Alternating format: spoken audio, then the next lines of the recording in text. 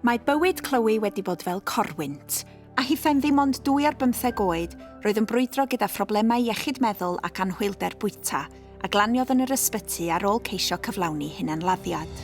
Ar ôl gadael yr ysbyty, cafodd ei hatgyfeirio i raglen We Mind the Gap, cynllun sy'n cynnig hyfforddiant bywyd a phrofiad gwaith.